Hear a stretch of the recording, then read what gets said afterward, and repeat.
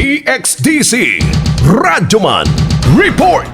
Ginasugdan na sa Commission on Elections kun Comelec-11 ang pagprinta sa listahan sa kwalipikadong mga botante sa Davao Region alang sa Barangay ug Sangguniang Kabataan kun Bske Elections sa Oktubre 30, 2023. Sa interview sa DXDC RMN Davao kang Atty. Enumerables, ang tigpamaba sa Comelec-11 iyang gisulti nga aduna usay mga Comelec offices nga padayon pa nga nagasapinal sa ilahang Precinct Computerized Voters List kun PCVL. Ang uban nag-start na og printing, sir. Ang uban lang na mga offices, napay mga script, napay mga changes kay napay i-correct sa ilahang kanang list.